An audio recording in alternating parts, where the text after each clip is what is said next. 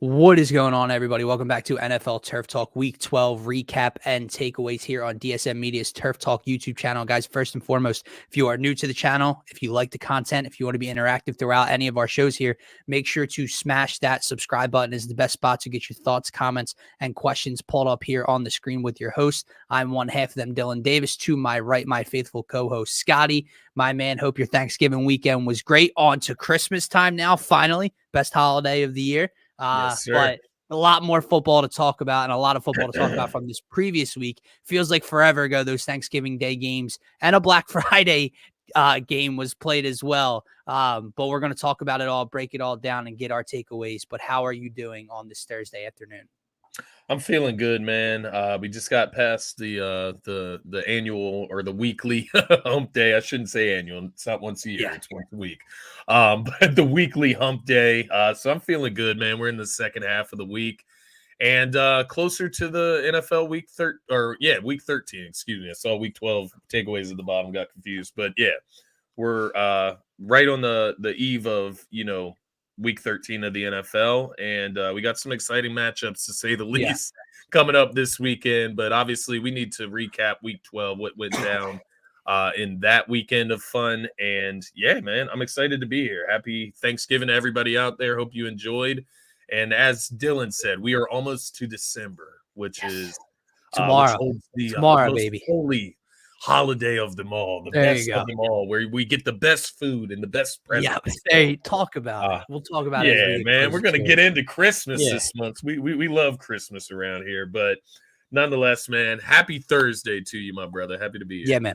Let's look back on those Thanksgiving Day games, and it's funny. You and I were talking pre-show about just an entertainment the aspect of football this year and in previous years, and the lack thereof, and the product, and whether it has to do with officiating, whether it has to do with whatever talent, what injuries, whatever the case may be. It's been a rough year, specifically on primetime, man. And it's like, even when you get a matchup you think you're going to like Baltimore and the Chargers should be a great matchup. All of that ends 20-10, right? Like, it's still, nothing seems to be going the right way. The Eagles Chiefs, it ended in a great game a couple Mondays ago. 21-17. It was a sloppy slugfest in the first half for the Eagles, right? Yeah. So the product isn't there, and I think that continued last Thursday on Thanksgiving in the opener. And obviously, you and I picked these games. We went 2 out of 3. San Fran takes care of business on Thursday night against the Seahawks in Seattle. We can dive into that a little bit. The Cowboys beat the shit out of the Commanders in the fourth quarter, 45-10. That was legitimately a 10-point game heading into the fourth quarter, and Dallas runs the score up. We could talk about that, but that Packers line runs the score up, man. Yeah, it's funny. Yeah, it's crazy. It really is crazy, man. But that Packers Lions game to kick off the day, it was ugly and sloppy to start from the Lions' point of view. You and I, when we get into our power rankings, we've kind of been talking about how there's just this B tier of teams, and week to week, a team seems to surprise you and they elevate themselves to borderline, A tier. And then there's been teams that want to join, and those teams we're talking about specifically have to do with, the Jaguars, and sometimes the Ravens feel like they're there, but specifically this team in the Detroit Lions, man, they lose at home on Thanksgiving Day, 29-22 to the Green Bay Packers and Jordan Love. Jordan Love was absolutely spectacular against this Lions defense, and I think that's my biggest issue with them. Look, the Lions scored 22 points. They turned the ball over a couple times. They weren't super efficient, but they were able to move the ball. They ran for 140 yards, got through for 324. Now, granted, that comes from playing from behind, but with that said, the defense is the issue I have, man, and it's when they play obviously more talented teams than Green Bay. We saw what happened to them in Baltimore against Lamar and that offense.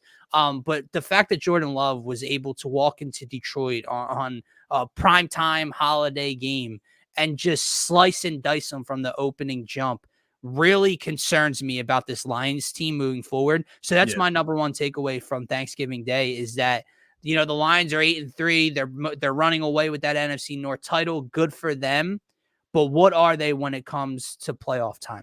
What is Jared Goff when it comes to playoff time? Because his numbers aren't all that bad, but in the first half, while his team was getting pummeled 20-6 in the first quarter, he wasn't able to produce. He was turning the ball over at a high clip, putting his defense in bad positions. So the Detroit Lions, my question would kind of be, what are they? Yeah. 3 fumbles for Goff in this game. All 3 of them lost, man. You talk about the turnovers. Aside from that, right? Aside from 3 fumbles lost by Jared Goff, he was lights out in this game. And Right. I think that speaks to the defense. Like you said, it's a defense that they're not the bottom of the league type of defense. They're a defense that can make plays here or there. They can have big weeks and big showings, but they're not a defense that can bail the offense out when they make mistakes. And I think that's what we're seeing week to week with this team is that their defense, while it's not the worst, it's not like a bottom 5 defense. It's definitely not in the top half of the NFL. And I think this is one of those moments where you can compare the Lions to the likes of the Eagles, for an example, right? And we're going to talk about the Eagles a lot in this show. But just for comparison's sake here, we've seen Hurts turn the ball over in certain spots in certain games this season. And we've seen while the defense of the Eagles has given up points this year, we've seen 2 30-point outings by the Washington Commanders against our defense this season. But they make plays in big spots. They make plays when the offense needs help. And I think that's the difference between the Lions and, say, a team like the Eagles. Right, from being on the A tier. Exactly. Being in the A tier and being one of the elites in the NFL this season. I think that's the difference for me. Their defense, the best way I can put it, you can't trust them. And when you can't trust your defense, that's a huge question mark. And I think, once again, you mentioned that B tier of teams, which I'm thinking like Jags, Dolphins. You could say the Ravens for a few of these games here this season, but it just seems like one of these teams always takes a loss each week to put themselves below one another. Right. And it's always for one of these. It's a seesaw with these teams, man. It is a seesaw, man. But nonetheless, the Lions, man, that's just a loss that you can't have, right? Like when you're trying to prove that you are different this season as the Detroit Lions, you want to be taken seriously in the playoffs. You just can't come out and lose to your division rival, the Green Bay Packers. Especially when you just escaped. When you just escaped another division rival the week before at home. You were asking me last week on the show, could this be a letdown spot? And I'm like, I don't really think so because that was the letdown spot. Chicago was letdown spot, but they fought through the adversity and they got the tough win at the end of the game. They respond on a short week, albeit, but they respond in terrible fashion. And I just can't help but look at this defense more, man. Throughout the course of the season, like you said, don't get me wrong, no defense is perfect. Like our own Eagles, have given up 30 spots to Sam Howell and the Washington Commanders, right? Like we've seen, they just gave up 30 plus against the Bills. Like we've seen them get beat up and down the field. Matchups do matter, man. But you look at this defense for the Lions, 37 in a loss versus Seattle. 38 in a loss versus the Ravens, 38 in a win versus the Chargers, 26 to Justin Fields and the Bears in Detroit when they escaped, and now 29 in Detroit to Jordan Love and the Packers. That's nowhere near acceptable enough for a team that wants to be Super Bowl contenders. And mind you, you see 2 of their latest opponents, right? The Lions come out on Monday Night Football against the Vikings and put up what? Or excuse me, not the Lions. The Bears come out on Monday Night Football against the Vikings and put up 4 field goals. 12 points, 4 field goals. Mm-hmm. The Chargers come out on Sunday Night Football against the Ravens. They put up 10 points. But they can score 38 against the Lions. And once again, it's all matchup based, so you can't exclude that. But it's very telling when teams are having their best offensive outings against your defense in these big spots, man. Yeah. I mean, Seattle has a season high against them. Yeah. Literally. Tied for the season. They put up 37 against Carolina, but come on. I mean, mind you, that's at a time where we thought Seattle maybe is better than what they are now, but still, it's 37 points to a team, and you've done this, 3 or 4 times this season where you've given up like 35 plus. So it's not a good look. Definitely raises even more question marks about this Lions team. I think the fact that, Jared Goff, like we talked a lot about the defense, but 3 fumbles, my man. Like that's very bad. Very classic Goff. Like what he was getting called a bust for. Mind you, he's turned his career around. He's been great this year. He's been great. the last 2 years, I would say. Since he got to Detroit, he's been pretty good. But those are those, typical mistakes from the Right. past that just can't come On to fruition these on a days. It big can't happen stage, right? on a On big Thanksgiving stage. Day, We said this could be like the Lions coming out party on Thanksgiving. We watch them every single year. We're forced to watch the Lions on Thanksgiving, and they always lose. For the most part, they always lose on Thanksgiving because they just haven't been that good. But then you come out, you're the juggernaut in your division this year. Yep. You're a top 3 team in the NFC, and Right. you come out and you lay an egg Basically a in a rookie huge spot quarterback like on that. the other end of things, and he goes and gets the damn turkey leg, right? But Yeah. that was my Jordan Love, Thanksgiving man. Day takeaway. The It'll make you Lions sick. obviously coming up incredibly short versus Jordan Love and the Packers, Yeah. and making you kind of rethink where to place them. The Cowboys, I'm not going to talk too much about this one, man. Obviously, like we said, 25 points in the fourth quarter. Deron Bland does break an NFL record with, 5 pick sixes on the year, 5 or 6, yeah. to break the record, which, is an awesome thing for him, awesome feat for him. But, I look at this Cowboys team and it's part of the reason I can't take them seriously. Like, I know that sounds crazy to say, like 45-10 is a hell of a victory on prime time, against a team that has given the Eagles fits this year. And it's like, wow, okay. And, the impressive thing is they held that offense and Sam Howell to 10 points, who have given us trouble, Yeah. But what are we doing? Well, seriously, like what? I'm not suggesting, I don't know, like you're playing professional sports. I always find it corny, like in the NBA, when players get mad at an opposing team for dunking at the end of the game. It's like, well, play defense.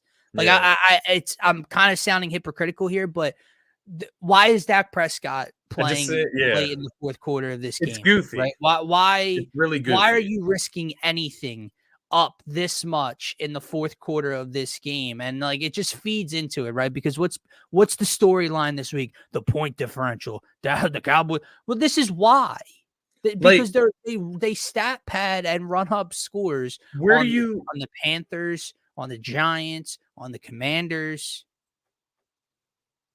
Where do you draw the line for their like stat padding in this game? Like, right in the fourth quarter, I'm just looking at like the way the scoring went in order. And I watched the game, trust me. Like, I was thinking this in the moment of this game. I was like, okay, here we go. This is how they do it. Like, because I don't watch every Cowboys game. I'd be lying if I said I did. I don't like them. So I don't watch a ton of them when I don't have to. But I do watch when I can.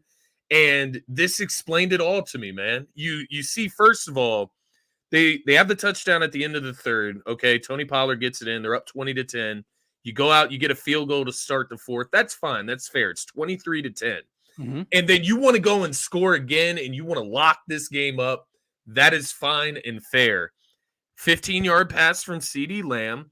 One could say you could draw the line there, right, with the 2-point conversion, and you can draw the line there. But then you have a 34-yard pass, a deep ball, to Turpin. What is this? Like, is this just the Thanksgiving special, and Dak goes out and gets a turkey leg and carries it in his mouth? It's just like, it's so corny to see them go out and do this against the Commanders. And then everybody just sits here and forgets what happened 3 weeks ago at the end of the game, where you ain't trying to run up the score against the Eagles. You're trying to win the goddamn game, and you can't score with 10 minutes left in the fucking game. It's honestly, it's goofy. It's very goofy. And all it's going to take is for one of their players to get injured in one of those spots for them to hit this brick wall and realize what's goofy about it. Do you know what's funny, man? I get it. I get it. The one team was losing and getting beat up, but their own defensive star and Micah Parsons went on his own podcast after week 1 of this year's season and talked about the fact that Brian Daboll left Daniel Jones out there in the fourth quarter of a blowout. Now, granted, the roles are reversed. The Giants were the team losing. The Cowboys were the team winning in this situation. But you're talking about keeping your franchise quarterback out there in a game that is meaningless at this point. It's just on the opposite end of things. And I agree. Yeah. Listen, I'm not sitting here saying that they shouldn't score points. I'm not sitting here saying that it's not a good win or an impressive win. I'm saying it's silly. I'm just saying, why are you leaving CeeDee Lamb and Tony Pollard and Dak Prescott out there in this game with 6 minutes left that you're up by 30? Yeah. It makes that part makes zero Because sense to me, man.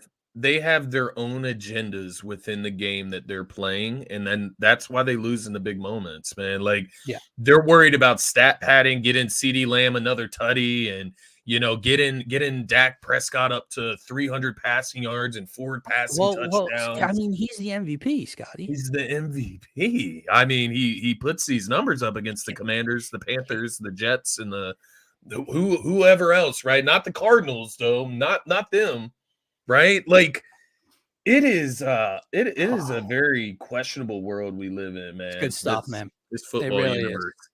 It really is. And then the last game on Thanksgiving, don't want to take too much time here. Yeah. Any surprise that the Seahawks got beat down at home? Obviously, we both picked the Niners to win this game. But I just, for whatever reason, thought at home, Thanksgiving night, division's still up in the air, right? At that point, it was a game and a half difference, a 1-game difference for Seattle and San Fran. Can Geno compete? Nah, 31-13. Geno throws for $180, throws a pick. Just not a good day all around offensively for the Seahawks. And then defensively, the Niners were able to do what they want to do. They ran for $170. Purdy, was a fit 21 of 30, was efficient, whatever. Like, to me, I watched this game and I just thought the Niners can do whatever they want against the Seattle team. Nothing has changed from last year's playoff matchup, and nothing's going to change if those two were to meet in the postseason again. Yeah, and you see Purdy in this game. He didn't play perfect. He played decently. He had an interception mixed in there. But yeah, I guess what it led me to think, or led me to question, is like, okay, like, is this San Fran defense like really this good? Like, Hufanga out of the lineup, out of the secondary, all pro safety, they still hold this Seahawks team down with Tyler Lockett, DK Metcalf, JSN, right? They have weapons on that Seattle offense. Obviously, Geno not 100. He gets sacked 6 times in this game, so a lot of it is the pressure. But you look at this 49ers team, and you start to understand a little bit why everybody's high on them. Like, we sit here, we talk about the Eagles versus the 49ers every single week because of where they stand in the NFL. But when you just look at these teams versus the rest of the NFL, rather, that's when it really starts to stand out to you how good they are. I'm just interested to see the 49ers against what we know is a good to great team, right? Like, I just haven't gotten to see them outside of the Cowboys. They demolished the Cowboys earlier in this season, man, 42-10. Respectable, huge win, and it speaks to how good they are. I want to see them against some more competition. They had that 3-game losing streak. Now they're on a 3-game winning streak. The 3-game winning streak has come against talent that is not the greatest. So I do want to see where the 49ers are truly at. We get to see that this weekend. But did I expect Seattle to get dominated? I don't know. I think it looked almost worse than what the score indicates. Like, I can see them losing by this score. Right. It just felt a lot worse than even what the score was, man. Because I think just Seattle control was with San Fran from the opening jump, essentially. Yeah. They went right down the field on the opening drive. I don't know if I forget how that drive ended, if they kicked the field goal or what started it, but I just remember them going right down to start the game, and I was like, oh boy, here we go. They might have went up. The only touchdown they had in that game was an interception, pick 6. So, they could get nothing going on offense. We know San Fran's defense is real. It just was interesting to see them dominate a division opponent like that. Yep. Black Friday, not even going to talk about it. The Dolphins beat the Jets 34-13. Tim Boyle Weird makes timing of day for that game, by the way. Absolutely. Tim Boyle throws maybe the most historic Hail Mary pick 6 in the history of the National Football League. It was incredible to see. It was the most Jets thing that could possibly happen out of anything that happened so far this season. Aaron Rodgers, obviously, we'll talk about that a little bit later in the show. They've opened the 21-day practice window for him. He's trying to make history. He tore his Achilles 81 days ago, trying to make a return. But at this point, man, I mean, He's not returning this week. You're staring down the barrel of 4-8, most likely, potentially 4-9 by the time he returns. Why? Like outside of like a personal reason of just wanting to prove that you can do this to yourself or to other people, whatever the case may be, there's nothing football related that would cause Aaron Rodgers to come back this year. If you're 4-8, 4-9 in that AFC that is just loaded with 7-4 teams and wild cards, just forget about it. You have no chance of making a run or making the postseason. So I think that's, we can get into that later on in the show. But I think that would be ultimately very, very silly for him to do. My biggest takeaway, man, from everything that occurred on Sunday night isn't in one particular game. It's scattered throughout the Eagles and Bills. It's scattered throughout the Jaguars and Texans. Hell, it's scattered throughout the conversation we just had of Dak and the Cowboys. Yeah. What is with specifically this year in terms of media, national media, and the way people talk about teams in this league and players in this league? What is with all of the moral victories this season? What is with all of the goalposts? So I look at two games in particular, right? And I can, we can have the conversation with the Eagles where people just continue to give kind of like trophies to teams for keeping it close versus the Eagles. We've seen it and heard it all year long, but you've gotten it with the Cowboys and the Chiefs. I mean, Dan Orlovsky, the Chiefs clearly showed me they're the better team. The Bills lose in overtime. Jalen Hurts makes more big-time plays than Josh Allen. Josh Allen is clearly the better quarterback to me. He was the better quarterback in this game. The Bills are back, blah, blah, blah, right? And then I look at another game, and granted, this team is exceeding, and this quarterback is exceeding all of our expectations in C.J. Stroud and the Texans, but that's not what you were saying earlier in the week. Not you, Scotty. I'm just talking to the general population. Yeah. That's not what you were talking about.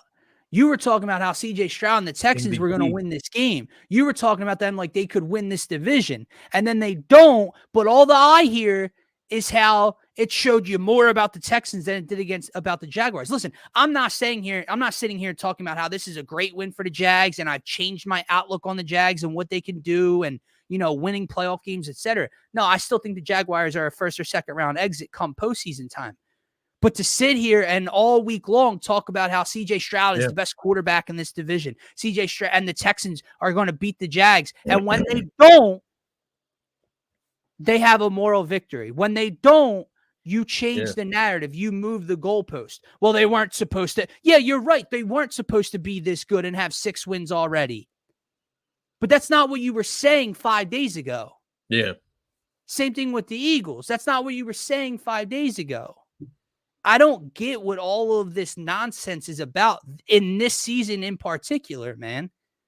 Yeah, I get you across the board. I mean, you start up at the top with the Texans and the Jaguars. It's like, yeah, the Texans, sure, they're in a better spot than maybe what we could have predicted at the beginning of the season. But as the season goes on, week to week, we see the matchups and how they play out. And the conversation last week, and we were a part of it, except we're not going back on what we talked about last week. We're going to double down on what we talked about and understand that maybe we were a little ahead of the trend and a little wrong. And that's all it is at the end of the day. Like, people were putting CJ Stroud in MVP conversations. MVPs lead their team to go out and get big wins against division opponents and put themselves at the forefront of the division. He's now 0-2 versus Trevor Lawrence. They choked in a big spot, right? Like, the Texans beat the Jags earlier this season. Why didn't they go in and beat the Jags this week with the division on the line? They choked in a big spot. It doesn't mean that the Texans are like this lesser team or that they're this horrible team that hasn't, honestly incredible what they've done so far. Exactly, man. Exactly. And it's about holding ourselves credible for what we predict and what we think. I thought the Texans were going to win that game. I did. They didn't. They choked on the spot and they didn't win the game. The Jags won the game. And for me, what that proves in the bigger moments of the season so far, the Jags are able to elevate a little bit higher than the Texans. It's as simple as that. They're the better team in the division. So it is frustrating. Then you go to the Eagles with the Bills moral victory like that. The Bills are 6-6. Like, that game is very well the game that put them out of the playoffs this year. So there is no moral victory of coming up short in Philadelphia in overtime, losing in a big spot again. Yeah, like your There's no season moral victory could there. be over. Their season, very well Especially could with be their over. schedule. They still play Kansas City and Dallas. Like, their schedule does not easen up either or lighten up and allow them to make this run that they need to Yeah, grab a wild card or anything. And yeah, it's like, I think that's definitely where my energy stems from when I'm talking about the Texans and Jags game. It is because of all the Eagles, moral victories this year for yeah. opponents. And I don't get it, man. And if you're But, gonna like, if you're gonna give teams medals for competing with the Eagles and keeping it close versus the Eagles, good job, moral victory. That yeah, means you're holding the Eagles at like a gold standard. Like, yeah. these teams are what, but then you turn They don't around and you acknowledge that don't. they're doing that. Right, but then you don't hold them to that standard because you talk about the Niners being the best team and how the Chiefs are better than that. Like, this is what I'm not understanding. How do you Like, hold them to such a level where it's an accomplishment for opponents to just keep it close, but then you turn around and have them, ranked 7th in some analytical, power ranking, and was it analysts coming out and saying the Chiefs are the best, showed me they're the, in what see, fucking world? and that's my issue with it. Was it a moral victory for the Las Vegas Raiders to go up 14-0 against the Chiefs? Great Like, question. was that a moral victory? Like, Right. do we look at the Chiefs in lesser perspective because they went down 14-0 at the beginning of the game to the Raiders? Yeah. No, we do. They don't. The talk this week is how overrated the 10-1 Eagles are this week. That's what you see floating around Twitter, floating on ESPN, Fox Sports News, whatever you want to watch, whatever you ingest. That's what we're seeing floating around about the Eagles, but no talk about the Chiefs, who blow it at home against the Eagles.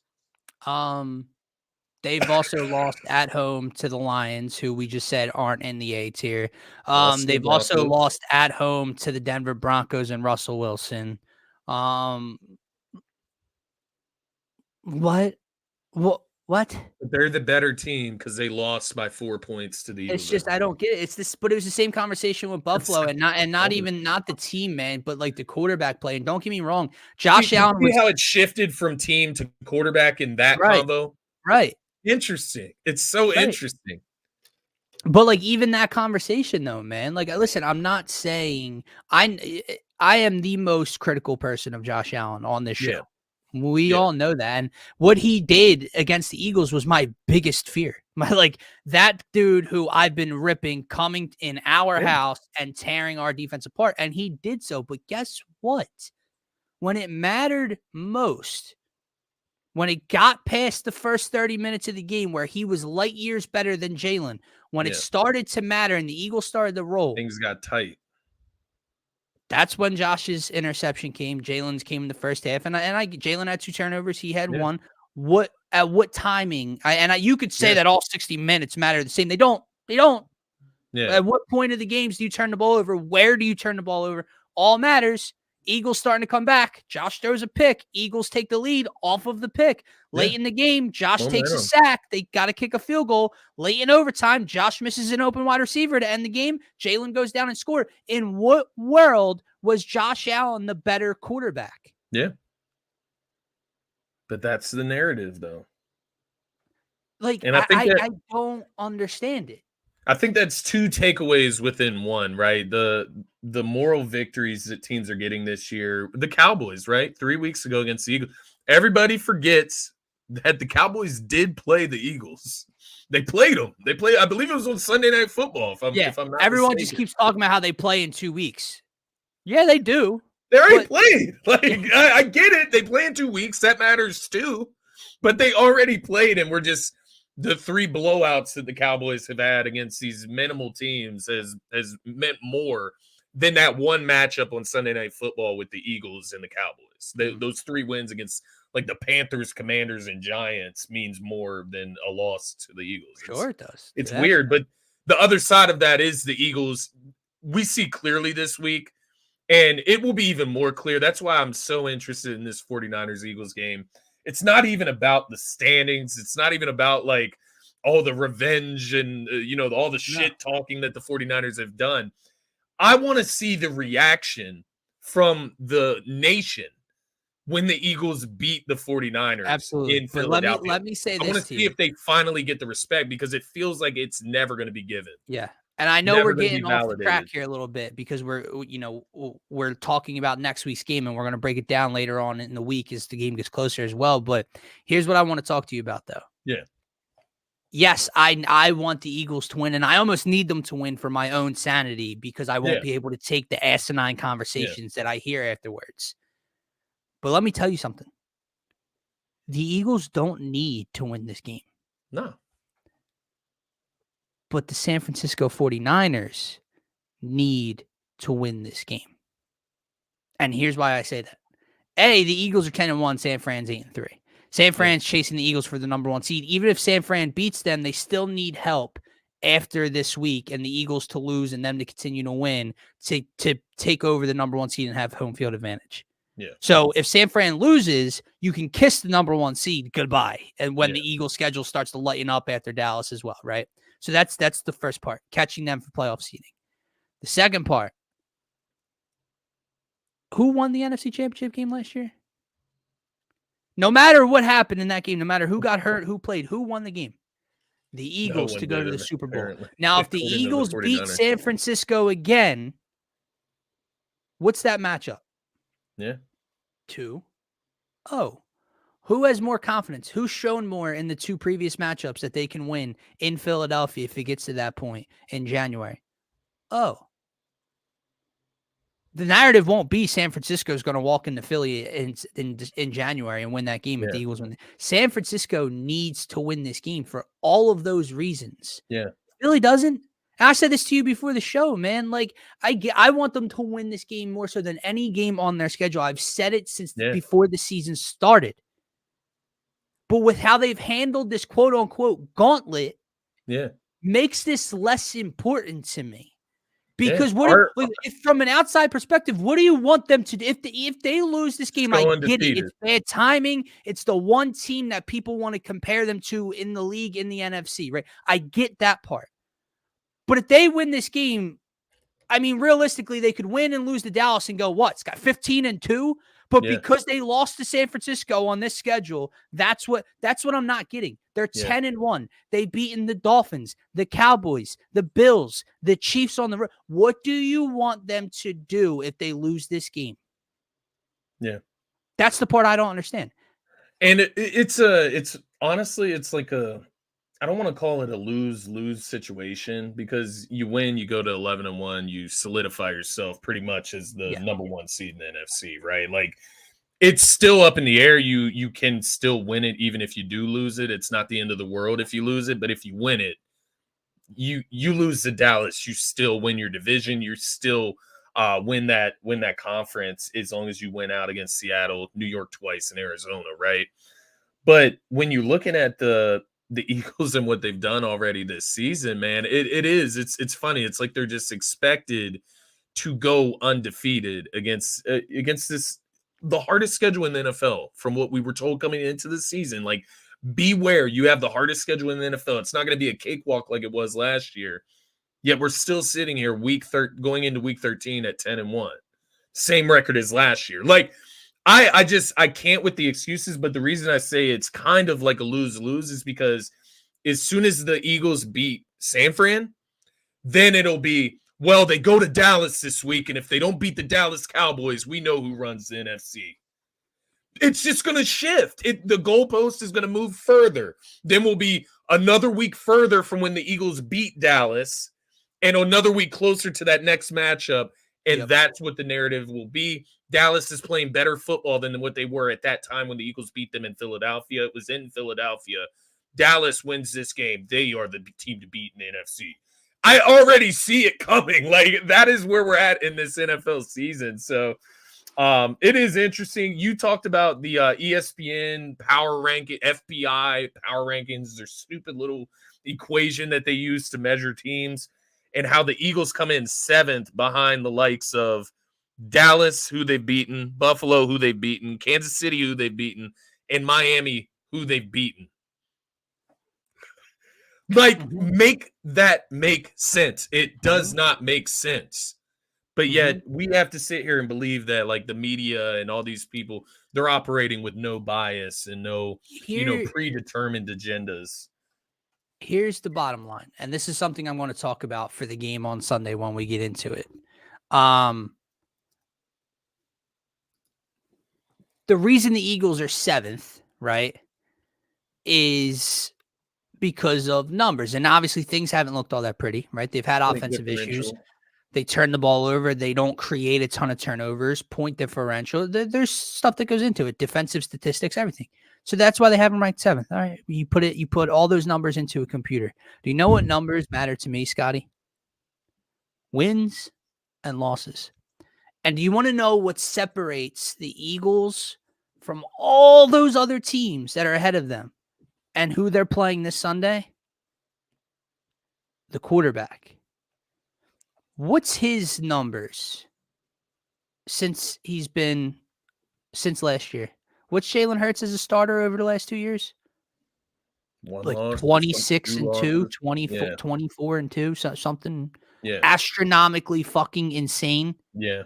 Sounds like he's still playing at Oklahoma. Better record than Kansas City and Patrick Mahomes. Mm-hmm. Yeah. Those are the numbers that matter to me. That's what separates this team and that dude versus everybody else. It's something I'm going to key on for Sunday's matchup. It's something I'm going to key on moving forward with this team, because you can throw out all your defensive statistics and your point differential and yada, yada, yada. The most important number is what check mark gets ticked, W or L. And over the last 2 years, there's been about 25 more W's than there have L's when it comes to this quarterback. That's what matters. And I just had to get that little rant out there because I can't take the goalpost moving. Outside of that, and we honestly had to fill the time with this rant because there was a lot of nothingness on Sunday. You and I, when we did our pick'ems for Week 12 on Sunday slate, we're like, wow, this is difficult. Not difficult in terms of there's a lot of great matchups. There's a lot of playoff implications. No, this is difficult as in these games below.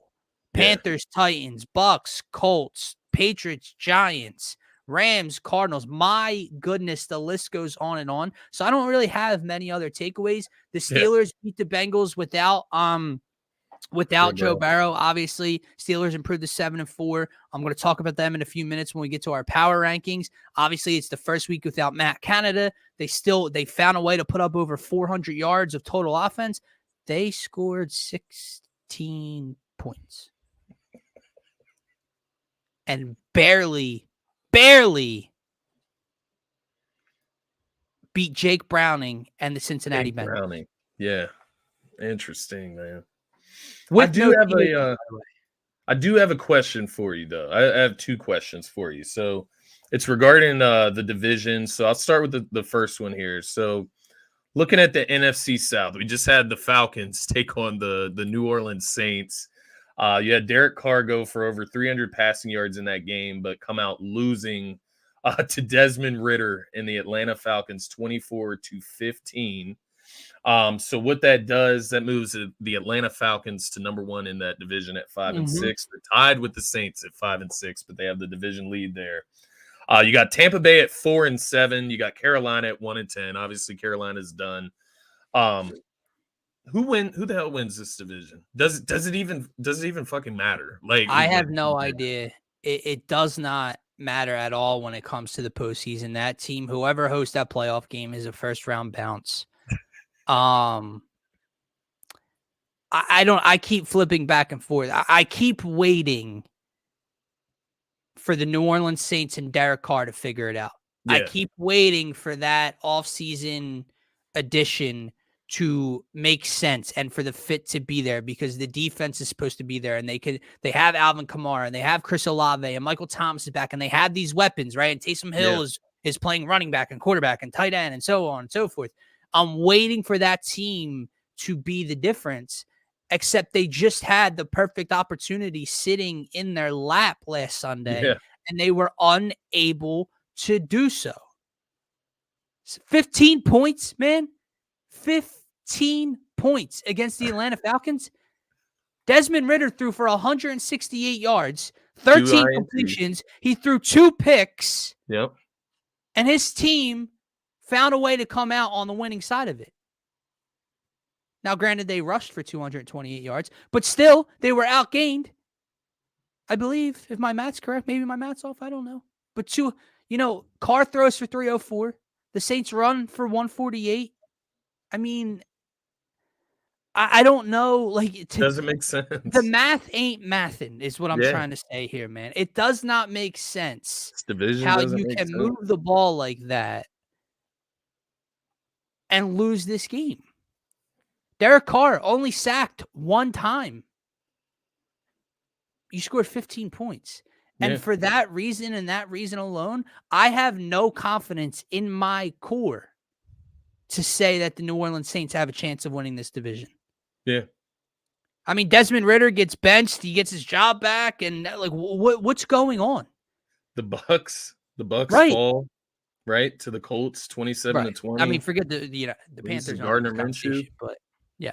I mean, it's crazy, man. And I mean, you look at the rest of the way for this division, it's like, I think the Falcons have the easiest schedule, but Desmond Ridder is going to make the playoffs? Yeah, no, he'll find a way to mess it up, I'm telling the team you don't want to play, and again, I know it sounds silly because the team you really don't want to win the division has to be New Orleans, right? Because it's the one quarterback that has playoff experience with Derek Carr when he was in Vegas. It's even though he's not playing well, it's still the best quarterback in that division. And you'd have to go to the Dome for your wild card round. Yeah. I mean, out of all of the venues, is anyone afraid to go to Atlanta? Or is anyone and play Desmond Ridder? Is anyone afraid to go to Tampa and play Baker Mayfield and Rachaad White? No. I'm not saying anyone's afraid of playing Derek Carr, but you get that defense and that crowd and that atmosphere for one Sunday. Maybe they find a way to get it done, but they're just not doing enough in the regular season to even get themselves there. In a division, they should let's be honest, man. They should win this division by 3 games, Scotty. Yeah. You would think, man. You would think coming into the season, you would think that they would be there.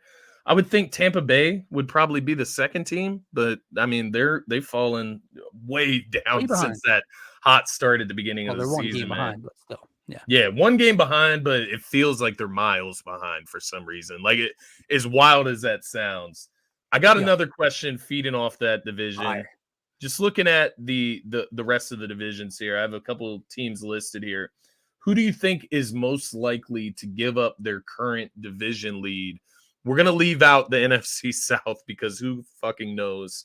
But when you're looking at the NFC East, right? The Eagles and the Cowboys, you have the Eagles 2 games ahead of the Cowboys, 10-1 to 8-3. You have the NFC West, San Fran 8-3, Seattle 6-5. We just saw Seattle get dogged by them, so kind of speaks for itself. Kansas City and the Denver Broncos right now, man, 8-3, Broncos 6-5. They've won 5 straight, I believe. Yeah. The Jacksonville Jaguars 8-3. You got 2 teams behind them at, I believe, 6-5 with the Colts and the Texans, who they just beat. You have Baltimore, who is 9-3. They got the Browns and the Steelers behind them, 7-4. Right. So just looking at those teams, if you had to pick one of them to give up their division lead, can you even pick one? But if you had to pick one, who would it be, man? Dude, outside of the NFC South, like you said, because there's a tie and whatever, and it's just a sloppy. Even all the divisions, even the NFC North, right? Like all of them. Can you even pick one?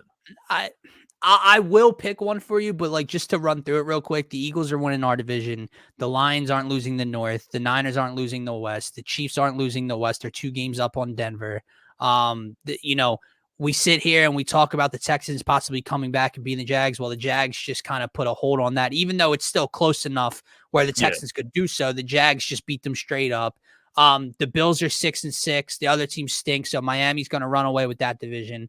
And then obviously with Burrow going down and the other 2 quarterbacks within the North, it's hard to imagine a team coming back, but that would have to be my division. That would be the where one, someone could come back and upset Baltimore and get that. It's a 1.5 game difference right now.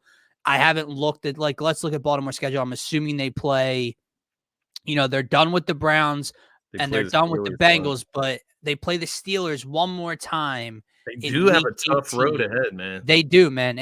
They play the Rams. I'm going to chalk that up as a home monster victory. You Yeah. go at Jags, at Niners, Dolphins, and then that division rival Steelers. That's the division I have to go with, whether that's the Browns elevating and winning games, whether it's the Steelers able to beat the Ravens in week 18 and come away with a division title. That's the division I'm looking at because I just don't Steelers. think there's another one, obviously outside of the South, where we just don't know, that is going to lose their division lead. Steelers might have the easiest path there too, man. You got the Cardinals, Patriots, Yeah.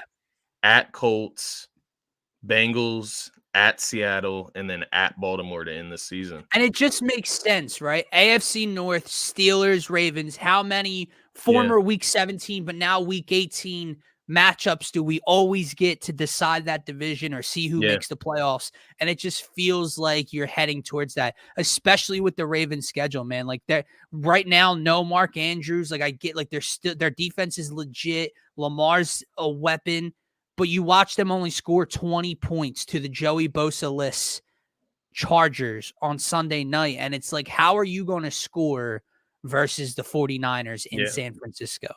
Yeah, literally. You take one loss and now it's a winner get in with Pittsburgh in week 18. And it's like, let's get to it. So yeah, that's where I would have to lean right now. I think I'd have to agree with you that that AFC North, that has to be it's the best division in football. Yeah. I mean, before that Joe Burrow injury, clearly the best division. Definitely the best defensive division in football, which keeps all of their teams in games. The Broncos and Chiefs is the interesting one for me, believe it or not, just because of how hot the Broncos are. Yeah. But I just feel like they're gonna have to cool down at some point. Like they're gonna have to take a loss at some point that is just not going to allow them to get back into it. And the Chiefs don't have a tough schedule to finish out, quite honestly. Right. And you're looking at Denver, who's on that 5-game win streak. They don't play Kansas City again. They're done with Kansas City. They split with them. So it's not, you're 2 games behind. It's not like you have a chance to make up an entire game versus them. Like if it was the Broncos at Texans this weekend, at Chargers, at Lions. Those are all tough. Right. And then you play the Chargers again late in week 17, so you never know. So yeah, it is a kind of tough road for the Broncos, right? It's no like, Super Bowl contenders that they're playing, but at Lions, at Chargers, and at a Texans team who just lost, you never know what's going to happen there. If Minnesota could have won that game against Chicago, shoulda, coulda, woulda, right? Shoulda, coulda, woulda. They would be 7-5 right now. And the Lions would be 8-3. That would be a lot closer. But that's the last thing I'll say, man. The Jeremy Lin experience seems to have come back down to earth. Yeah. Josh Dobbs is just. I can't believe I lost. I love that comparison. I can't believe I had the audacity to put money on that game to back the Minnesota Vikings. I don't know how much you might have been asleep, recovering from your Monday, what you were watching. I had to back off that game, man, at halftime. But dude, I remember hearing Josh Dobbs' 4th interception of the night, and I was he threw 4. But here's the kick: so he threw 4, and the Bears won by only kicking 4 field goals, which is just a disgraceful output in its own. Yeah. But the thing that bugged me, having money I'm watching the game, I had Minnesota money line, and Minnesota finally, they're losing 9-3, right?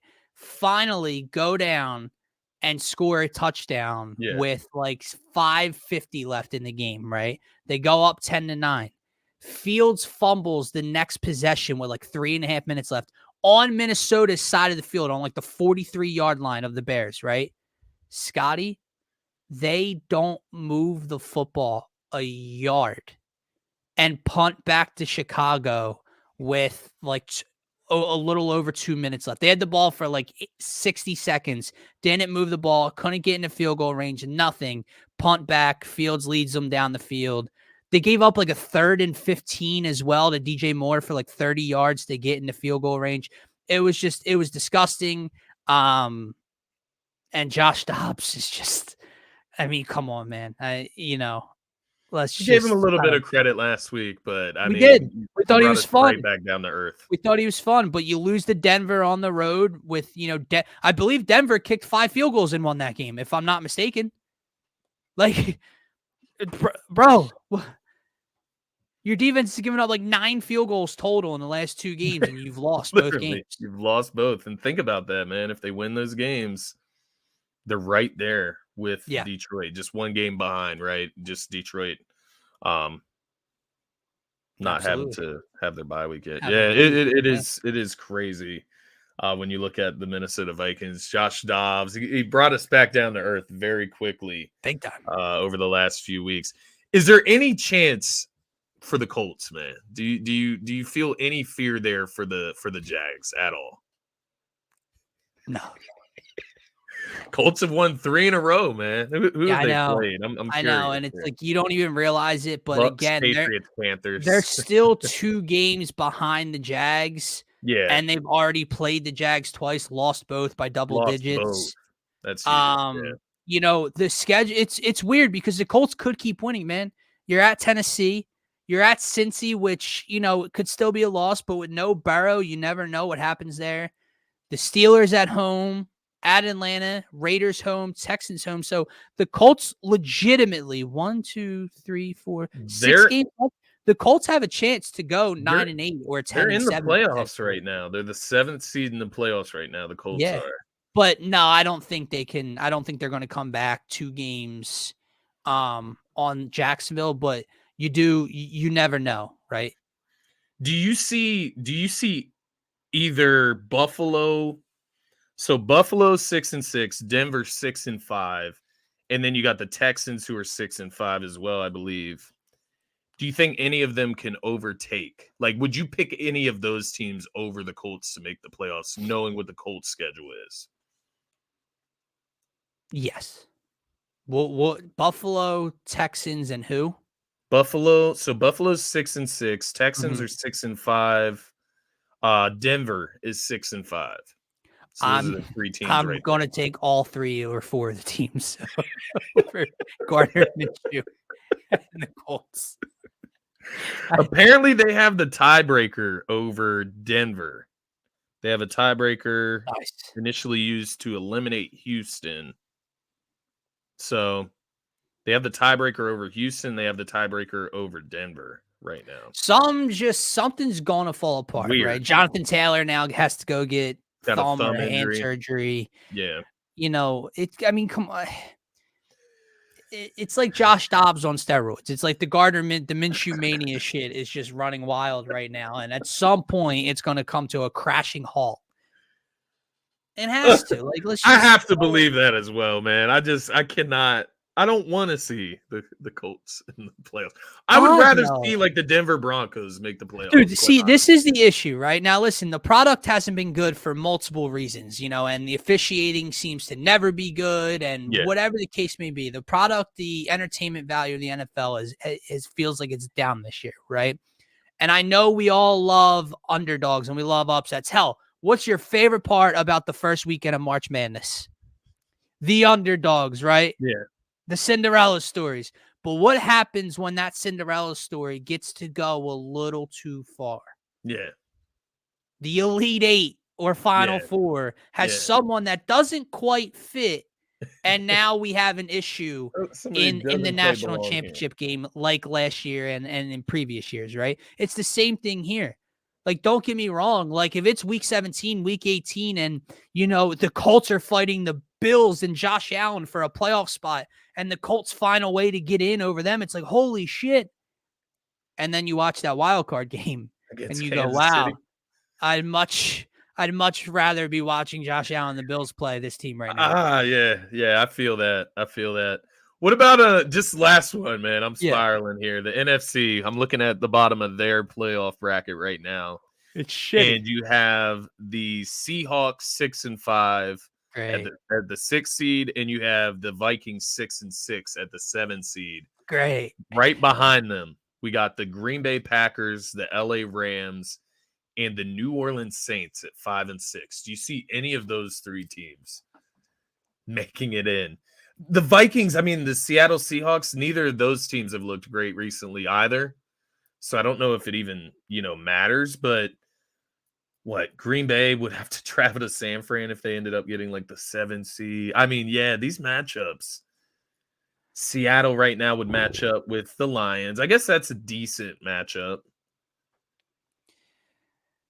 It's Dallas would bad. travel to It's Atlanta. You want to talk Yeah, about a I bad mean, product come playoff time, man. the NFC is disgusting, quite honestly. Yeah, I I mean, mean, like you talked about, there's races, right? I mean, Minnesota and Green Bay can still, fight for a wild card spot. The loser of the Falcons and Saints in that division could still potentially fight for a wild card spot. Hell, the Rams, like you said, are right behind the Seahawks fighting for a wild card spot. You never know.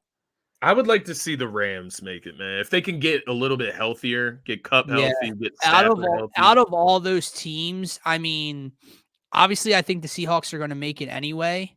Yeah. Maybe not though, dude. Like they play the Eagles, the Steelers, the 49ers again, and the Cat. Dude, It's like the Seahawks, I'm going to go out on a limb right here and call my shot. The Seattle Seahawks are not making the playoffs. Unless the other teams continue to lose, right? Like 4 yeah. more games, the Seahawks will not make the playoffs. They Do are they playing play Dallas tonight. They do they play play the San Fran on Rams? the road again. They play us and they play the Steelers in their remaining 6 Ah, games. they could lose like all of They those. could Like, lose 4 of 6 yeah. legitimately. I think I think they will lose 4 of 6. And then you See, have and at Tennessee and at Cardinals to end the season. we have right now we would have, Josh Dobbs traveling to San Fran to take on the 49ers right now in the first round of the playoffs. Like That's exciting. Green Bay, if Green Bay gets in at the 7th seed, you have Jordan Can Love I tell you traveling something? to San Fran. Can I tell you something? I will not watch that football game. I will not watch that football game. And so, like, when you look at it from that perspective, man, like and once again, I'm spiraling out ideas here, but is the 1 seed like that big of a deal? I get it. You travel for the next game, the divisional round, you would have to play that on Yeah, the road I think prospectively, but big is it picture, that I think big it of a still deal? is. I think Yeah, big picture it still is because when you're thinking about getting to a Super Bowl, obviously you have to get through the NFC Championship game, and what if that game's played here or in Dallas or in San Francisco? I think yeah, that can make a huge difference. But the first 2 rounds, like you're basically what you're saying is if you're on the road and you don't get the one or whatever the case may be, yeah.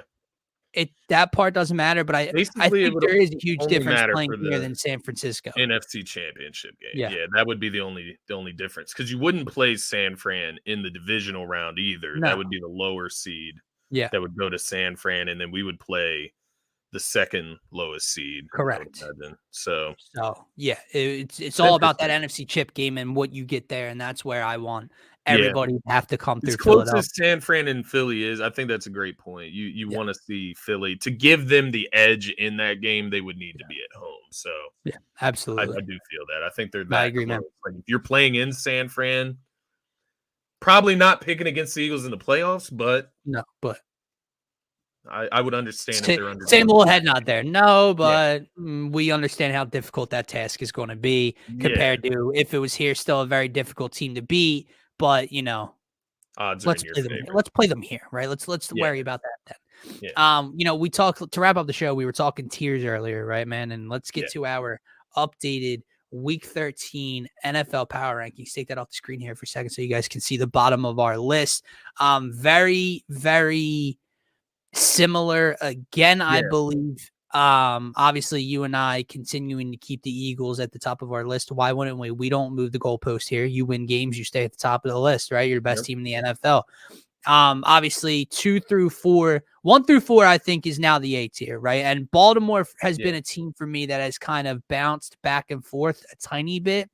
Obviously you have a home loss to the Colts, you've lost to the Steelers, and it's like you lost to the Browns, and it's like, what are you? You know what I yeah, mean? yeah, But they're the number 1 seed in the AFC right now. I mean, it's pretty hypocritical to talk about them not in the number 1 tier at 9-3. Some of the yeah, wins they have over the Jags, over the Lions, right, over the Seahawks. They've been pretty big. So 1 through 4 is the A tier for me. Dallas yeah. is sitting there at 5 for both of us.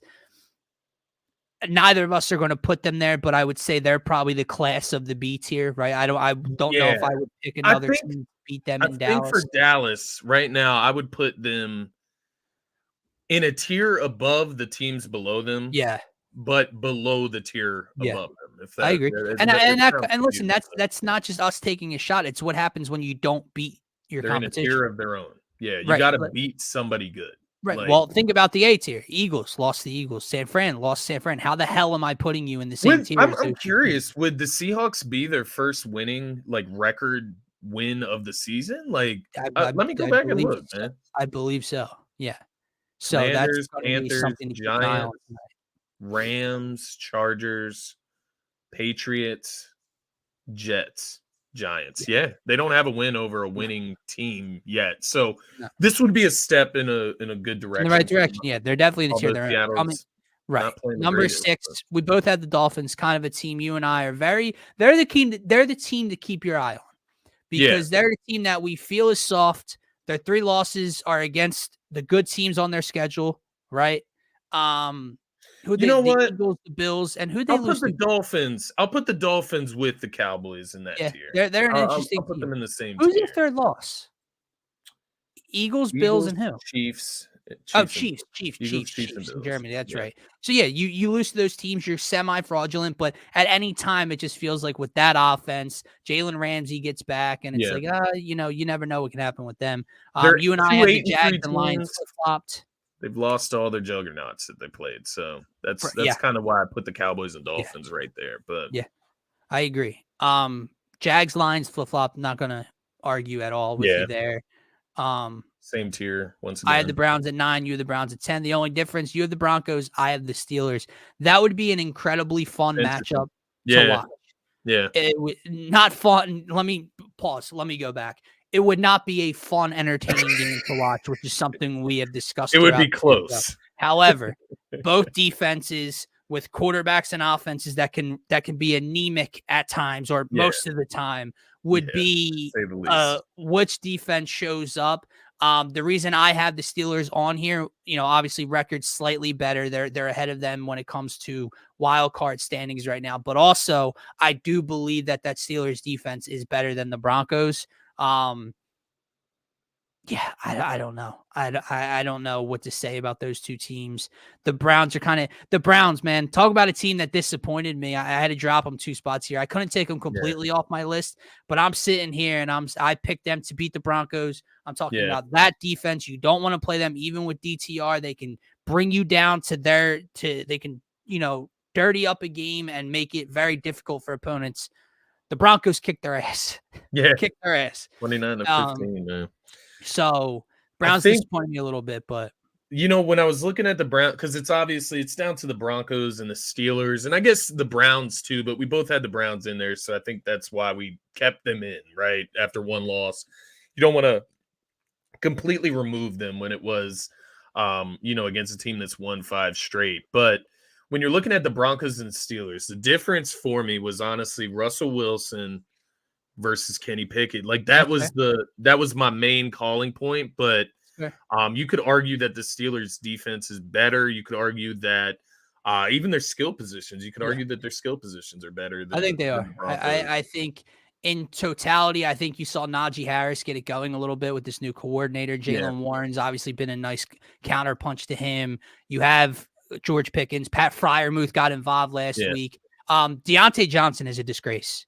Deontay Johnson, I'm being serious. I watched this game because in the 1:00 slate before the Eagles, I bet on the Steelers. They were on TV here, so I didn't watch Red Zone. I watched the Steelers game. I'm sure you saw the clips, man, of him when that fumble occurred. Yeah. I was going to quote tweet, but I was like, if I get comments, I don't even want to deal with it on this Sunday. Yeah. That's enough to get you cut. That dude would not have stepped on the field for the rest of the day. Yeah. He would not have played another down. Mind you, it's a play after he dropped a touchdown. Yeah. Now, it was a difficult play, back in the end zone, whatever. At the end of the day, it was incomplete. The very next play, he does that. And if you guys haven't seen the clip, just go on Twitter and look up Deontay Johnson. I'm sure under videos, it'll be one of the top things you'll see. Just doesn't attempt to block, just walks off the line of scrimmage, nonchalantly standing there. Corner doesn't do anything. Ball comes out, not far from him, just stares at it, acts like he knows that the running back's down, doesn't make a play, and it was recovered by Cincinnati and goes the other way. So he wouldn't have played another snap for me that day if I was you Mike can't Tomlin trust and that him. coaching staff. Not at all. Can't trust him at that point. No, it's ridiculous, man. So and then you have like George Pickens, who we talk about on the show sometimes with, I don't want to call it like an ego thing, but just how like you said, just being like the young wide receiver that celebrates a catch in an untimely manner, and you got to get back to the line, and he's down there giving you the first down, and it's like, dude, get back on the line. Yeah, like you got plays to make, my man. Yeah, We got a game to play. It is. Yeah, their team offensively, like you said, 400 total yards in that game against Cincinnati. 16 points. Yeah. It's exactly what Najee Harris said in his interview a few weeks back. Like, how are we even winning games? Like, it can't sustain that. But they have so far going into week 13. So got to give them a little bit of credit. Continue to do it, man. Last thing before we wrap the show up, Seahawks head into Dallas tonight. Obviously, we talked about both these teams at length throughout today's show. I believe this is an 8.5, 9-point spread. Just out of my pure hatred, I need a win. Is it the smart play to take Seattle with the points tonight? Like you mentioned a couple minutes ago, Dallas has not beaten a team with a 500 or better record this year. It's in Dallas. They've won 14 straight, if not 17 straight in Dallas. I don't know what the record's at right now. They're rolling. And Seattle coming off a bad loss versus San Francisco. I believe Dallas wins this game. My question is, are they going to beat Seattle by double digits? This one's a tough one for me, man. And I'll say this: I would not lay the spread for Seattle in this game because of the nature of Dallas. And if it's close, Dallas will still keep their foot on the gas and they will try to make it a double-digit game. Like we just saw it last week. The Washington Commanders would have covered the spread if Dallas just goes through with running the clock runs out. The ball, they don't do that. Let me ask you a question. In Dallas, that's what makes me off of something you just said. Yeah, the nature of Dallas. Yeah, nah. And what's been the MO, the nature of the Dallas Cowboys since we've been alive? Man, they go to Cowboy. It is to lose in the big moments to good teams. Well, what have they done? They've mustered up all this talk over the last 3 weeks since losing to the Eagles. Dak's an MVP leader. He's an MVP candidate. They had the best point differential in the NFL. They're rolling. They're this, they're that. And then a team that's fighting for a playoff spot, primetime television, comes to town. Do they show up or do they cowboy? What, with all that I just said being said, I let all that out. I wouldn't lay the money on the points. It is the perfect storm for the Dallas Cowboys to come out and lay an egg tonight, a week before you play the Philadelphia Eagles at home. And where that game, if the Philadelphia Eagles lose this Sunday, we won't know until Sunday, so they won't know until Sunday. If the Philadelphia Eagles lose that game on Sunday, they would be going into Dallas with Dallas having the opportunity to tie the record in the division, in the conference, everything. If they win tonight, they put their foot forward ahead of the Eagles, or at least tie them. Right? They would go ahead and lose this game at home to the Seattle Seahawks, just so it doesn't matter if the Eagles win or lose against San Fran. Just so it wouldn't matter. It'll matter to the people on Cowboys Twitter. Will do every single time, man. Oh yeah. So to that point, I don't know, man. And by the way, you little uniform bet. Have you seen the uni Seattle's rolling out the old school Blues tonight? Oh man. Yeah. And they're gonna be fired up. They just got dogged out by the 49ers, right? Yeah, it is interesting. The wheels are starting to turn. The wheels are starting to turn. You got me thinking, man. I don't know. I agree. I'll tell you this. The reason I'm worried to lay the spread is that I don't think Dallas wins without covering. I think that Dallas either dogs out the Seattle Seahawks or Seattle completely goes in there and wins this game. I do do agree not with that. like because here's how I look at it. If Seattle has success offensively or their corners are locked in or they're whatever, Yeah. then I think Seattle wins outright. Yeah. But then on the alternate side of things, there's a scenario where Geno Smith has 2 strip sacks and throws an interception, and Michael Parsons in the pass rush is getting home, and it's a disaster for Seattle on Yeah. offense. That's Yeah. my worry. But something tells me no. Something that like DK's healthy, ready, played last week after being questionable. He's good to go, I believe. Tyler Let me Lockett's ask you there. this. Let me ask you this.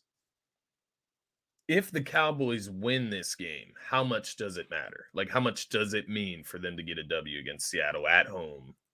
In terms of like, oh, well, they finally beat a team. Like, congrats. Like, it's a team that I just said I called my shot and said they won't even make the playoffs this year. So, like, Yeah. congrats. But I don't think it matters too much. Again, it's all going to come down to if you can take care of business tonight at home, see what happens with the Eagles on Sunday, and then what you can do with the Eagles. Like you said, it's scary. It is in the back of your mind as a fan. It's like, oh shit, like, you lose this game. Now Dallas becomes almost like Yeah. almost a must win at that point on the road. Yeah. So it's very interesting. I don't think it means a ton if Dallas beats Seattle, but it's a good win where they can continue to carry their momentum into Yeah. the Eagles game in Dallas. What if they blew out Seattle? I don't think it matters because I think that's their MO this year. I like they're not winning tight ball games. They are That's fair. beating the shit out of teams or they're losing straight up, and that's what's been fair. happening.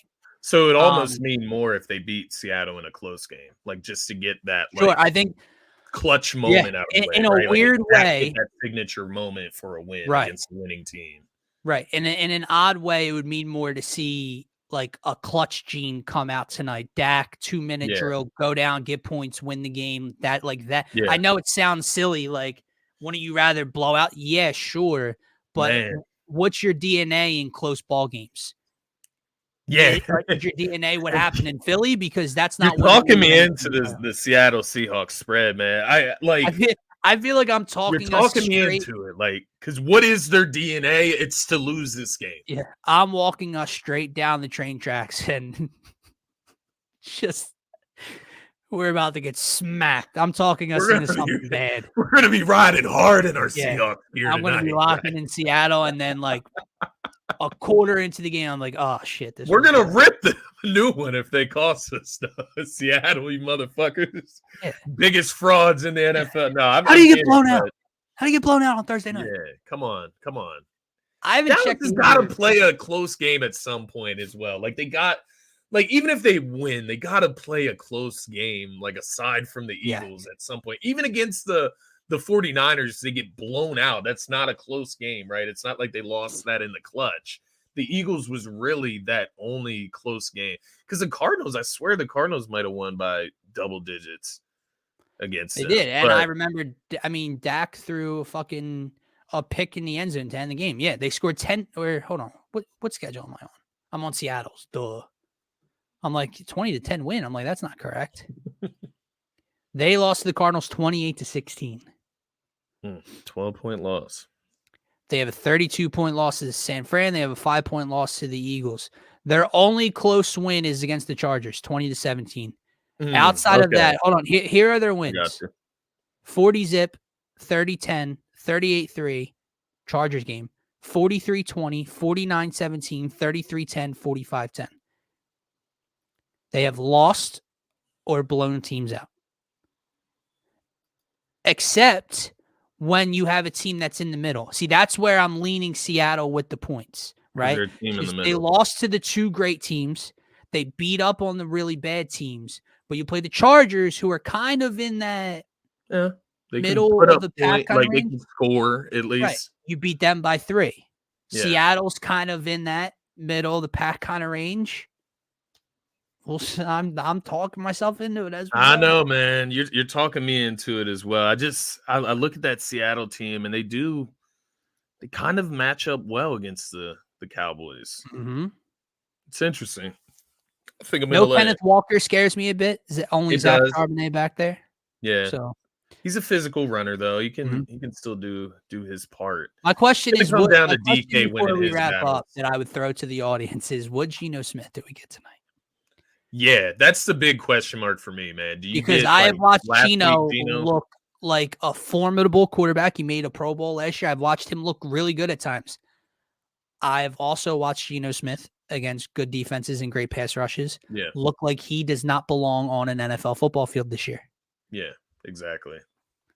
What Geno do I get in Dallas versus that pass rush? We're going to find out when I lay the 9, baby. Turning point. This is a turning point for the Seattle Seahawks Both season. teams. Oh, yeah. Because think about it. You mentioned it. Like, Dallas needs this win in terms of can they still win the division or even win a 1 seed. Yeah. But they have no doubt that they're making the playoffs. Seattle needs this win to just try to make the postseason. Yeah. So maybe a little more fight in that dog, in the road dog tonight, baby. We're not going to advise y'all to tail us, but we're laying it. No, let me be risky with my own money. Yeah. Don't want to risk yours, but we're laying it. But with that said, that is going to wrap up this Thursday edition of NFL Turf Talk. Guys, if you are new to the channel, if you like the content, if you want to be interactive throughout any of our shows here, make sure to smash that subscribe button, turn on notifications for whenever we go live or post a video here on the channel. Also, don't forget to check out our other channels, the DSM Philadelphia YouTube channel, as well as the DSM Scotty Talks NBA YouTube channel, where you can get all of your Philly sports content, all of your NBA content, and obviously here is where you get all of your NFL content. For myself, for Scotty, for DSM, have a great